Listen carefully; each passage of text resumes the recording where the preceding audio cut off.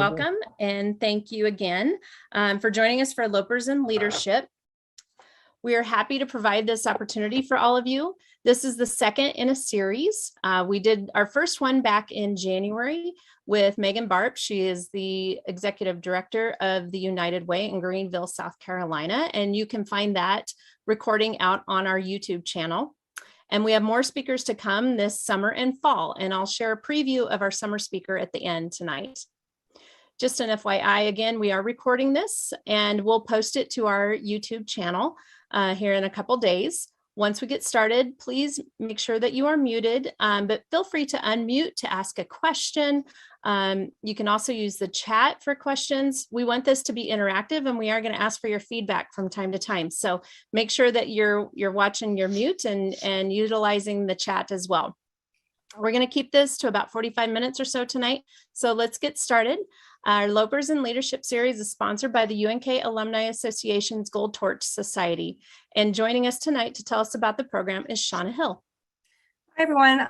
I just want to give you a little bit of a background about the Gold Torch Society. It is a wonderful mentoring program for UNK women and UNK undergraduate women. It started in 2000, and since then it's been a really great opportunity for alumni to return annually to campus, to network and to mentor with our selective group of young ladies. We actually just finished the interview process and have some wonderful candidates that are going to be a part of the 2022 class. It's just a really great opportunity for the girls to get some great professional and personal relationships with these mentors. And so we just celebrated our 20th year anniversary. Actually, it was 2020 when it should have happened, but we celebrated in 2021 because of COVID, and it was just a great celebration of classes coming back together and sharing their experiences. But we're also looking for mentors. We always are. So if you are on the call and you would like to participate in this program, I know at the end of the session, Trish will send an email out with the video and have my contact information, and just please reach out if you're interested in being a part of the program. Thank you, Shauna. All right, now it is my pleasure to introduce Mary Vaughn.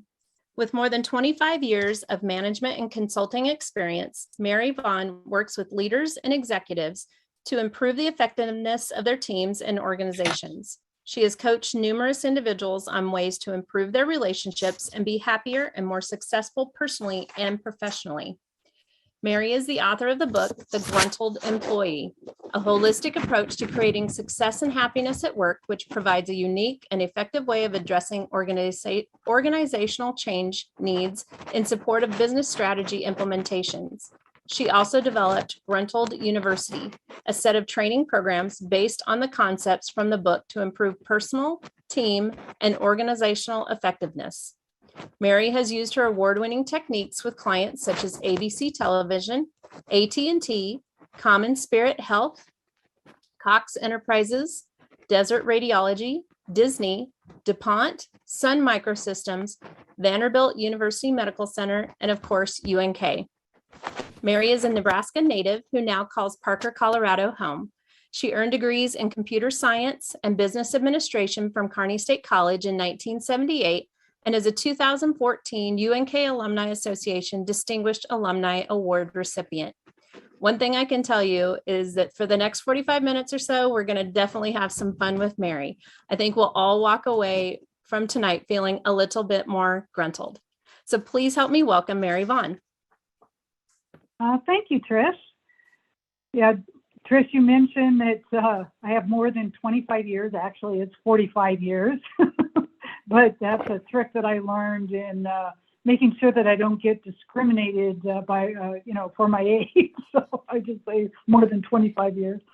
I did want to mention the reason that I wrote The Gruntled Employee was that after about 25 years of working after graduation, I saw a lot of business initiatives and just normal business operations that just really weren't addressing, behavior in the workplace. And there was plenty of it that needed to be addressed. A lot of it with business initiatives, where business initiatives would have been more successful if they had gone about it with the right leadership behaviors. And so that was kind of my motivation for writing the Grunwald Employee, and kind of the foundation for my Grunwald University courses that I have. So we can get into the advantages women have in leadership roles here. So this is a slide that I use in a lot of my workshops, where I talk about that there's really 3 causal factors for solving any business problem. And there's employees, that aren't working well together, ineffective leadership, or business systems not encouraging the needed behavior. And, the one thing that all 3 of these causal factors have in common is it's all about behavior. So what is going on in this picture, and what does that have to do with these 3 causal factors? So what's going on in behavior? Well, employee behavior. There's literally an employee that's, laying down on the job. He's fainted. Perhaps he was out, drinking the night before and didn't get hydrated enough, and that caused this mishap to happen. Then there's Queen Elizabeth, a leader. Perhaps she arrived a couple hours late for this, and maybe that was a causal factor for the poor guy fainting. And then the business system characteristics, the soldiers are wearing those fuzzy, hats and woolen uniforms, and that might be a causal factor too that could cause the guy to faint. So it's kind of a guess. In this situation, we can't tell much by the picture, but with the consulting engagements I do, that's kind of my job, is to figure out which of these causal factors are a part of the reason for the business problems that a company is having. And, usually it's all 3, that all 3 of these causal factors are contributing to whatever problem is that they have at hand. So, we're going to do a poll, aren't we, Trish, I think? Yeah, we sure are. So, okay, get ready to answer a poll question here. And this first question is, who do you think has more advantage with behavior, men or women?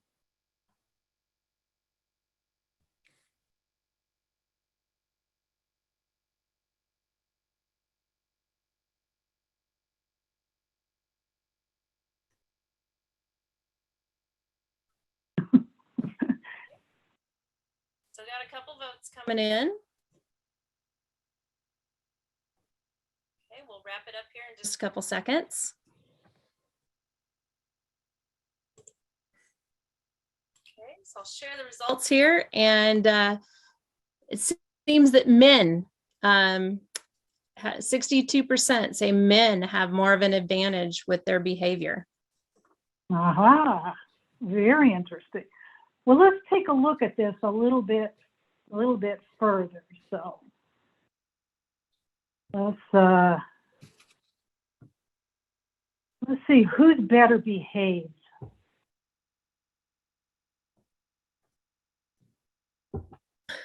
Men or women? Who do you think's better behaved? Next question: who's better at teaching behavior? That poor kid's getting quite a lesson from his dad there. So, and then the last one, who's better? Oops, let me back up. Who's better at dealing with others' behavior? So, actually, what I have found is I think women have a better advantage with, when it comes to behavior. But I'm just kidding around with these 3 slides. In my, over 25 years of experience, I've seen lots of appropriate behavior from men and, lots of inappropriate behavior from women too. So it's something that, again, is kind of very critical to take a look at. So this next slide here, this is the normal way that businesses, deal with their business problems. We talked about behavior is kind of central to everything, but it's not something that is typically considered. There's a lot of technology implementations, new application systems or changes to applications, or they roll out, new infrastructure, upgrade, infrastructure and application. Processes, they implement standard processes across the board. They try to improve those processes. Organizations is my favorite, it seems like every time a new leader comes on board, the first thing they have to do is reorganize. And, to me, it's I think a lot of people have said this too. It's like rearranging, the chairs on the Titanic. You've got the same people behaving the same way. They're just in different positions in the, in the organization. So can you give us some examples of how behaviors are impacted by these business problems? Yeah, and also by the business solutions. So like technology, I just was working for one hospital system that decided to move from using Microsoft products, Excel, PowerPoint, Word, Outlook, over to the Google suite of products, Gmail and, Google Sheets and Docs and stuff. Now they did this, it's a hospital system, and they did it in the middle of a pandemic. They did this about a year ago. And it was when we were building surge tents, out in the parking lot to deal with extra patients. And they decided that this was a good time. The leadership decided this was a good time, to make all these poor, worn out doctors and nurses change technology. For me, who has 45 years in the technology industry, it took me even, a couple of months to figure out all the features. But these poor doctors and nurses just had a heck of a time, with all of this. So this is a case where, the leadership behaviors, I don't think they intentionally, did this. They were just kind of acting independently and made this decision without really considering the effect on people. Like from a process perspective, there's another hospital system that I worked with that had decided to strengthen their security practices, and they were really making sure that they put a very long bureaucratic process in place to make sure people had the proper access to systems. Well, again, this is a hospital system, and it ended up nurses weren't able to get access to the electronic health, records that they needed to do the job for a couple of weeks, and they ended up quitting. And this one was, the leadership showed more dominant behaviors in that case, where they kind of knew what they were doing. They just thought that their process and that security was more important than, the nurses that were coming on board, having access on a timely basis. From organizations, again, my favorite, these reorganizations. I worked with one company, an entertainment company that had two kind of major business units. One of them was they made their money from, ticket sales and reservations, and they had to have very tight controls on changes to those systems, because if anything happened to those systems, it could lose millions of dollars an hour, if those reservation systems went down. But the other business department was responsible for doing like video games. And they had, with video games, you got to come out with a new product every 6 months or, every year. You got to upgrade them. If there's a bug in that software, you got to fix it right away. You don't want real heavy, change control processes in place. And the leader that decided to reorganize, he decided to combine the infrastructure department for those two. And he was from the reservation side, and he rolled out these really strict bureaucratic processes across both departments without understanding the impact or, of how that would impact, the video game division and stuff. So, and I had the job of interviewing those people.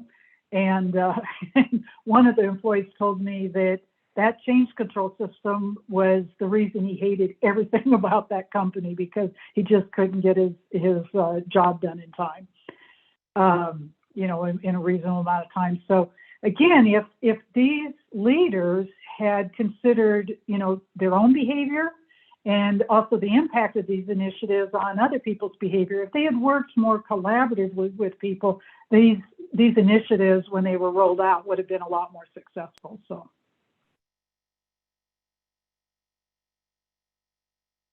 Okay.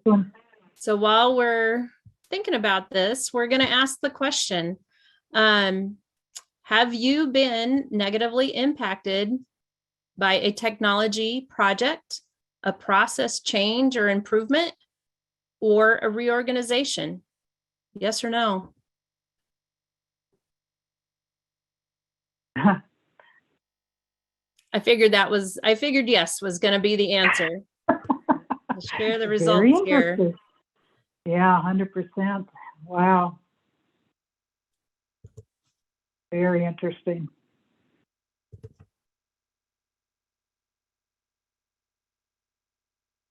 So let's see, having problem with my computer now. There we go. So we can get into now kind of the advantages that women have. So number one, women tend to be team players.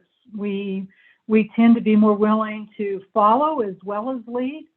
We're supportive of team members. We tend to have less ego, willing to accept or ask for help.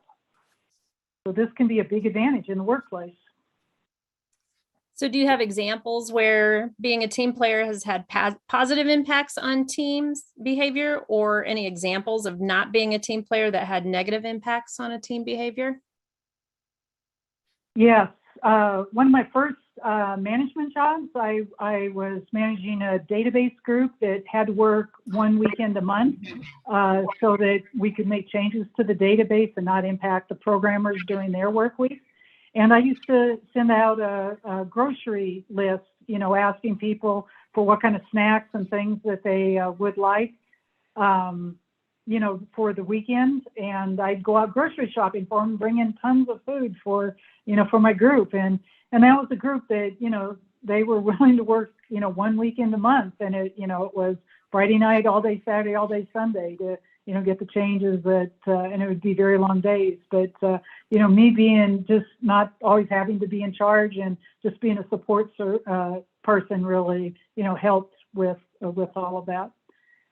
There's negative impacts of not being a team player. There was one project that I recently managed and just finished about a year ago. It was a successful project, but there was about 25 people that were really key to the success of that project. They all played, instrumental roles in that project's success. And one of the executive managers wanted to recognize the team. He told us that we could only recognize 8 people, and so that all their pictures could fit on a slide, and that we only had 10 minutes to recognize them. And that had a hugely demotivating effect on that on that group. They talked about that for weeks after. Those that didn't get recognized wondered why, and just weren't as motivated as they had been during the project. So yeah, this is a very important attribute to have. So now the good news is you can teach people to be team players. There's one group that I worked with that was had mainly women in it. It was a call center. They did a lot of gossiping and backstabbing. I trained them on, the various behavior patterns: passive, dominant, independent, interdependent. We talked about it, and, the negative effects that inappropriate behaviors can have. And that team really turned itself around and became much more supportive of each other. The backstabbing, the gossip all ended. So, there is hope for, if this doesn't come natural to you, there's ways you can learn that. So let's see, advantage number 2 here. We tend to be better at relationships. We're better at dealing with other people's emotions and better at relationship building. I can think of a couple of examples. There was one project that I led where my assignment was to offshore, work to India. That is always a very tough job. There was 2 leaders very senior leaders that were really against this, and they were kind of the last group, the last division to do this. So it was all kind of set up for failure. But I went down to, met with them, supported them, considered their opinion, worked collaboratively with them. And as a result, brought them kind of on board with what we needed to do, and the project, finished successfully.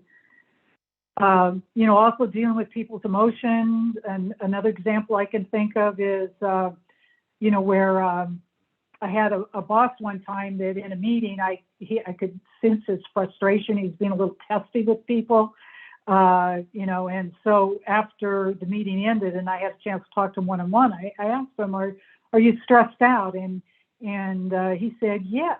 And he said, do you think others realize? And I said, well, yeah, there is a little bit talk in the hallway about, what's been going on lately. And so he thanked me for kind of pointing that out. And then he asked me to bring that to his attention if he got that way again, if that ever happened again.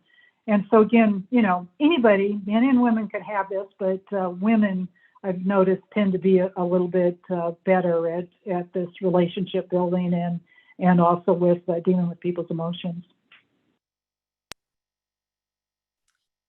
So, all right. In the, yeah, you want to ask here if in the chat or unmute yourself, any examples that somebody has that they'd like to share?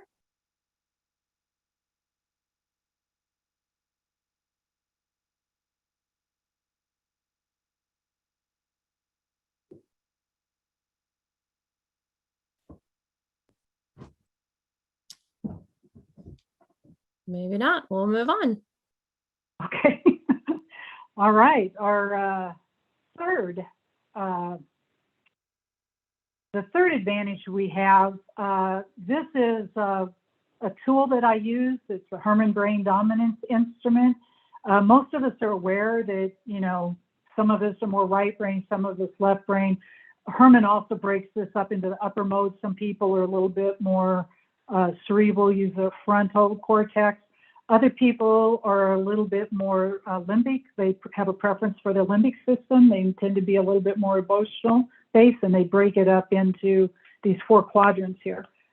But as far as men and women go, now Herman has done a lot of research on this, over several millions of assessments, and they found that men tend to be more left brain and women tend to be more right brained.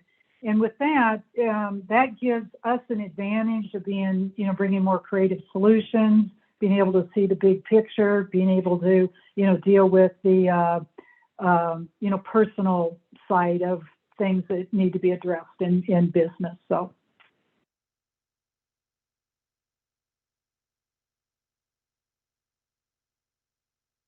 an example of this advantage, in the introduction, you mentioned that I had worked at Disney. And one of the things that we did at Disney was there was a reorganization. And so we figured out how the processes should work across the new organization. And so we developed some process training. Well, if any of you have been through process training, it can be pretty darn boring. So one of the things I was thinking about, how we could make the process training a little bit more interesting. And so I went and bought a beach ball. And with processes, one team works on something and then they have to pass it off to another team, and, then that team passes it off to another team. And so what we did during the training was that when one team was working on their process steps, they held the beach ball. And when they were ready to pass it on to, the next team in the organization, they threw the beach ball, at the next team. So that was, just an example of making things a little bit more fun and engaging people a little bit better. So Can you give we're us going to do another poll? Yeah. Yeah, we can go to the poll for sure. I have it ready.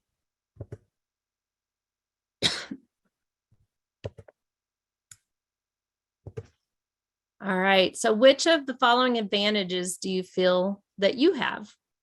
And you can answer one of them. You can click on 2 or all 3.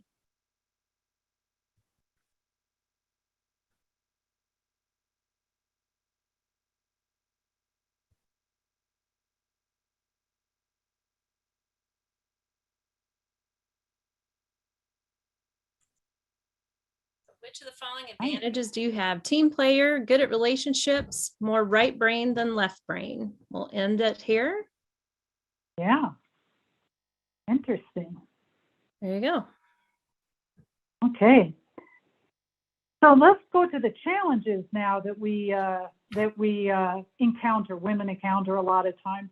So this picture is with the Video Music Awards. Taylor Swift just, won the award and was giving her acceptance speech, and then Kanye came up and took the microphone away from her, interrupted her, took the microphone away, and then started talking about how Beyonce had the best music video. So do you have any examples of maybe when this happened to you? Oh, numerous. But I think one of my favorite is this happened to me just a couple of years ago, where I was in a meeting, and again, I was like typical of in the technology industry. I was only one woman out of about 10 people that were in this meeting, and we had a new boss, and he said he wanted to hear everybody, their opinions. And so several times, I spoke up, but every single time I'd start to say, and he would just interrupt me and cut me off. And one of the times that he did it, my coworker, Peter, who's a big male, he went and said the exact same thing that I was going to say. And so I just turned to Peter, but I said this loud enough for everyone in the room to hear. And I said, Peter, how come you get listened to and I don't? And so that stopped our new boss from interrupting me for the rest of the meeting. And then after the meeting, I just had a little one-on-one with him, and I said, I've got lots of years of experience. I'd like to be able to, tell you what I think, to be heard. You can make whatever decision you want. You don't have to, take my advice or my opinion, but I would at least like to be heard. And, we ended up having a very, very good relationship. So one of the things that with this particular challenge is, don't let people do this to you. There are ways to respectfully confront their behavior. I found that you can say an awful lot if you kind of watch your thoughts and emotions. You need to be positive, but not let, negative thoughts. If you've got negative thoughts in there, they kind of come through, and in your facial expressions or whatever. And if you've got emotions about it, that's going to come through too. So, if you can say things and, from a positive place, then it's quite easy to confront this kind of behavior. So next one, I guess on this one, well, are we going to take a poll here first? Or? We just want people to either unmute or in the chat. What do you notice about this picture? Is there anything that you can see in this picture?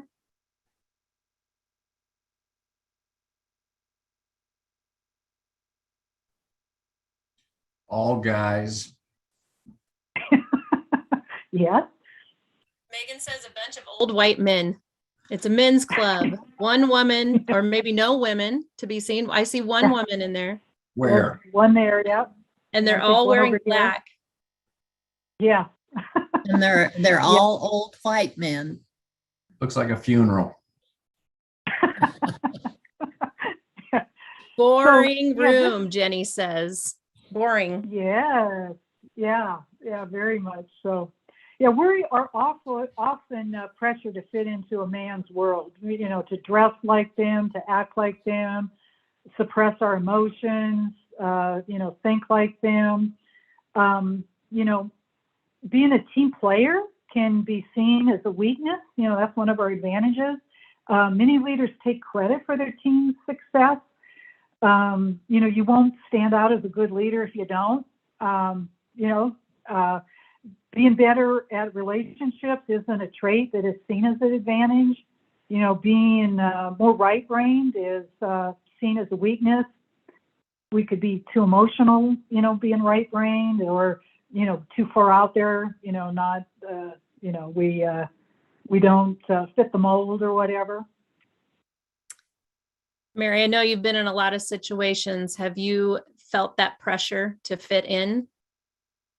Oh, yes, yes, yes. I remember this picture because there was one conference I was at where there was probably about 100 people there. I was one of maybe 3 women, but I was the only one in a dress, and it was a magenta dress. So I stood out like a sore thumb. But more kind of seriously, I was pressured. At one time, I was managing one of our large accounts at a company and managing about 1,200 people. And I was a director, and I was told that I was never going to be promoted to a VP unless I started acting like one. And by acting like one, they didn't like the fact that I drove a Honda. They wanted me to drive a Cadillac. They wanted me to go out drinking with the clients and, drink myself. They wanted me to go out and play golf. And those, so being promoted to VP had nothing to do with my performance. It was me fitting into the mold of, what they thought that I should do. And those just, those things they expected of me didn't fit with who I was as a person. I was environmentally conscious. I wasn't going to drive a gas guzzling Cadillac. I have blood sugar problems. I can't drink. I wasn't going to do that. I preferred tennis over, over golf and stuff. So, just one thing I have to say about this advice, I'd say, be your true self and, live your values. I left that company and I was still a director. I never did get promoted to a VP, but I have no regrets over that. I don't think we should shy away from who we are. We shouldn't sell our soul for a promotion, and it's really important to bring your whole self to work. Behaviors is my thing. And so I always bring, part of Grumman University to whatever job I'm doing, whether, I'm hired for that. And, I just don't leave any part of me, behind. So let's go into the third one, the third challenge. So we as women tend to be more criticized and judged. Men can kind of get away with tons of things that women can't. If we show anger, we're labeled as difficult to work with.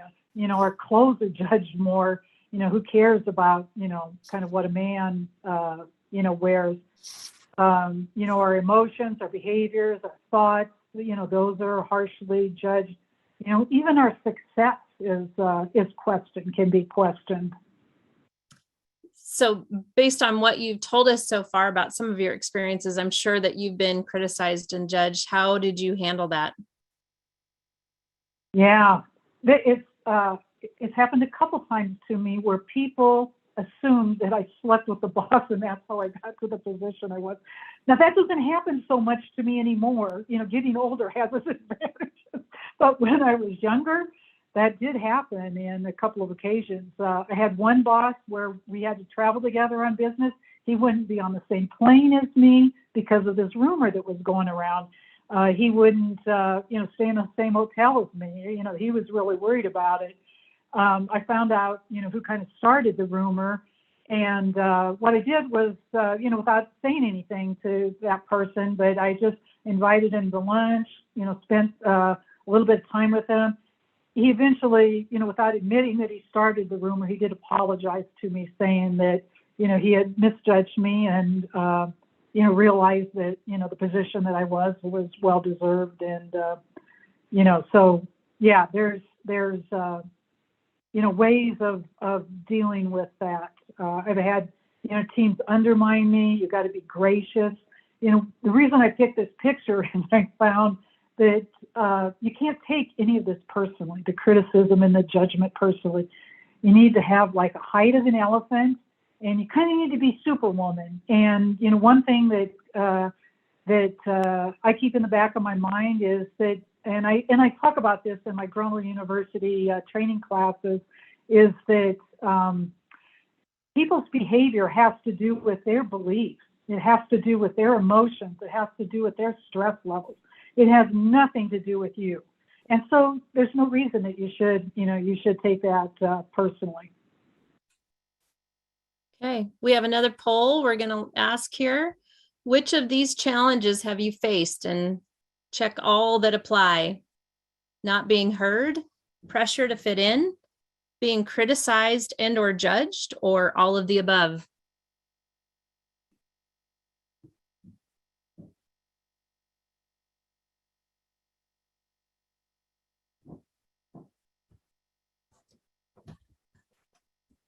Yeah. Yeah. Yeah, I feel for you. It is a challenge, and but again, there's ways of dealing with it too. So There's a time just to ignore them all too. absolutely, yeah, absolutely. So yeah, we've covered the three advantages that women have, and again, men have some of those sometimes too, and challenges, and again, men have those challenges, sometimes too. But kind of the bottom line, we really need more women in leadership positions, and we got to remember the advantages that we have, and if they're not, they're traits that that we can work on to be better team players, be better at relationships, be more right-brained and creative. And then not to let those challenges get you down. You can ensure you're being heard. You could do that respectfully.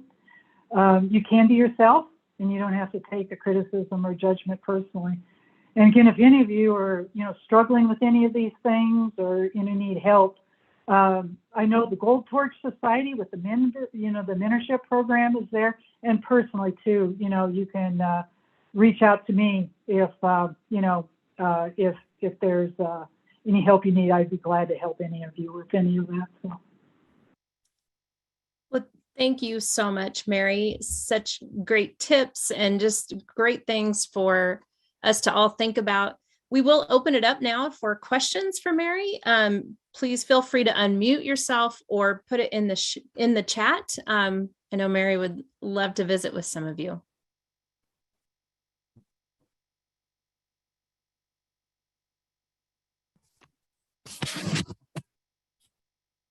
Hey, Mary, I have a question for you, Megan Barb. Thank you so much for your remarks. Your story is incredible.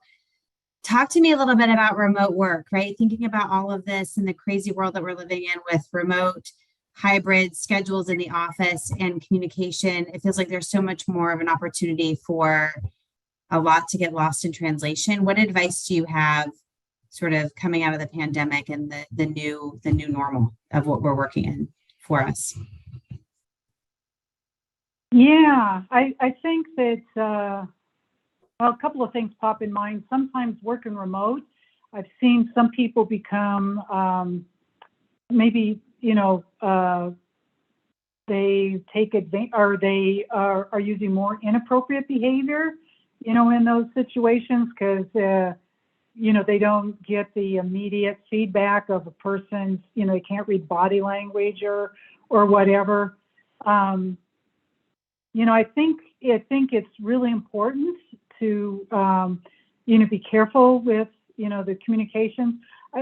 I think just about every job that I've had, I've given like maybe a 20 or 30 minute presentations on behaviors, on again what passive behaviors look like in the workplace: dominant, independent, and interdependent. And people, just even after 20, 30 minutes of kind of understanding that, and I'd be willing to share some of that with you guys, but just being able to be aware of that, people have kind of become more conscious of their behaviors and start working on it. So yeah, I think it's just working remotely, it's need to be more aware kind of what's going on and how we connect better, and doing it in more interdependent collaborative ways. So thank you. You're welcome. Mary, can I jump in there for 2 seconds on that? Sure. I'll bring up and just say there's also an issue with, I want to say, the age of the employees and stuff. And the younger ones trying to fit in, try to get together, but you're going to run into people my age and everything. We've been like this for 20, 30 years, and this is the way we're going to be. So keep that in mind, that we're pretty well set in our ways on a lot of things we're going to do in the office or remote. Yes, yes, yes. And my new assignment that I started just a month ago is that I get to train, get to set up a training program for people that are fresh out of college and train them. So yes, Jeff, good point. And I'm kind of keeping that in mind. So this is, for those of us that are older, we can tend to, think, okay, dominant behavior. Some of the beliefs behind dominant behavior are, I add more value. I am more responsible. I'm entitled at others' expense. So those are things that the older generation really has to watch, because this younger generation, again, maybe they don't have as much experience as us, but they also, they have experiences and different perspectives. And it's something that we need to all kind of, we need to be respectful of each other. They should respect, again, some of what, don't call us boomer. They need to be respectful of us. But again, it's again, learning to collaborate across generations is an important thing too. Okay. Thank you, Mary. We have a question on the chat from Ashley, and I know Ashley, and I know she just graduated from UNK a couple years ago. And she asked, what advice would you give young women as they move towards a career that historically has been centered on men? I am in law school now, and although the legal field is becoming more equal between men and women, I know there are still some prejudices that I may have to face in terms of being a woman and eventually a mother. Yes. Yes. And I completely understand. Again, I've been in the technology field, and it is, it was particular when I entered the work world in the late 70s and stuff, but it still is, it's not as male dominated now, but there's still a lot of it. So, I guess the biggest advice I would give would be,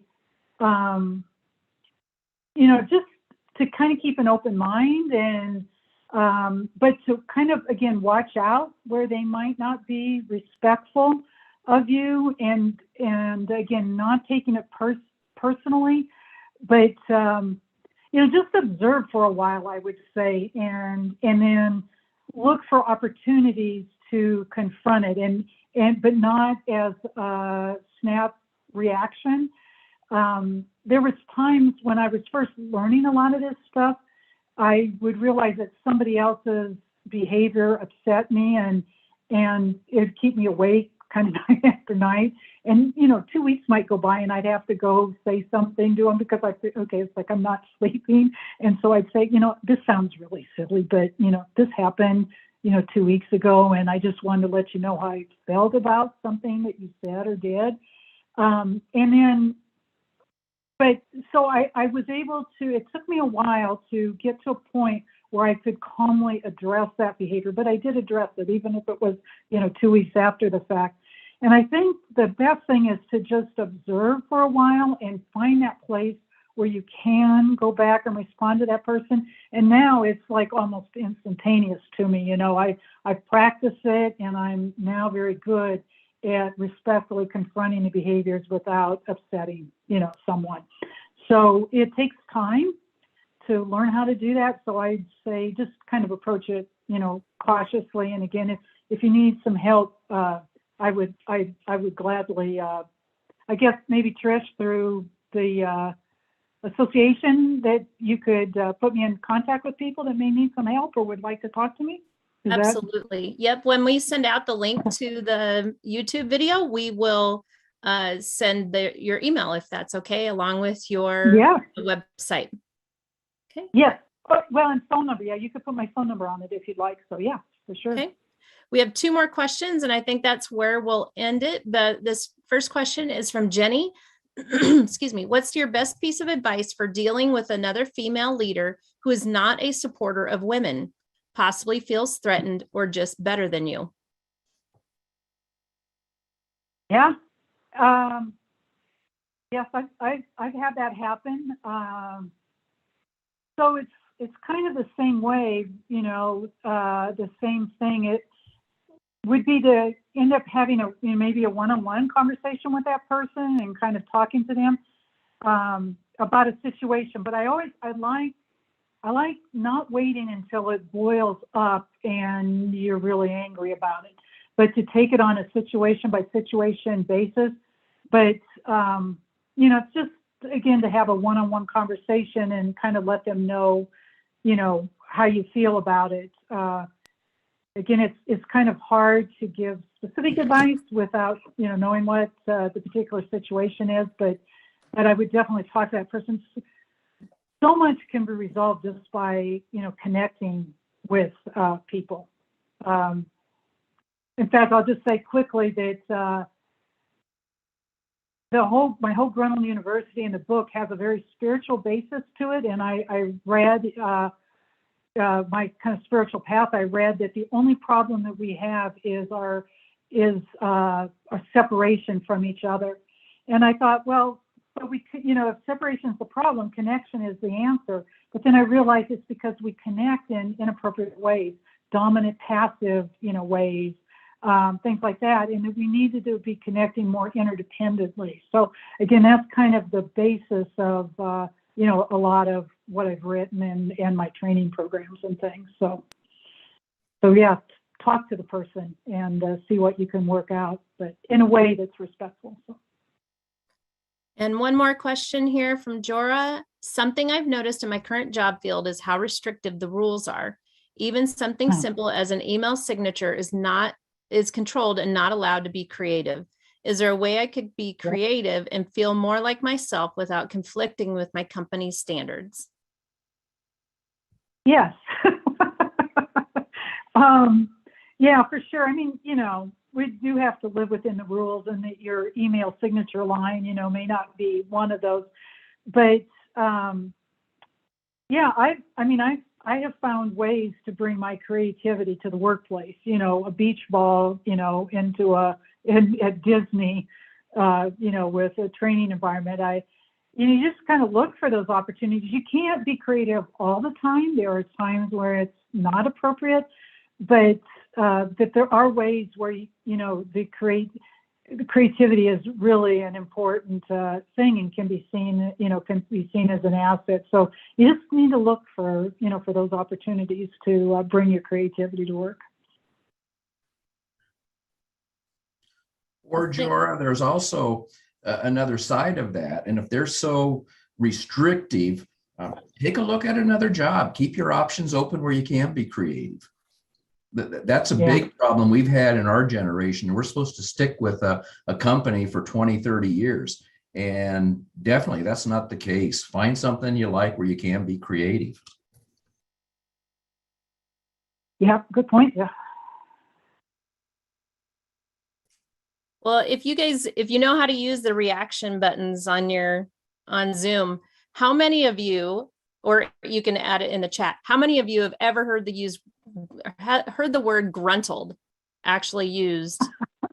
I never even heard about it until we started working with Mary, and I just think it's a funny word. And you always hear the disgruntled employee, but you never hear about somebody who's happy and is gruntled now. So yeah.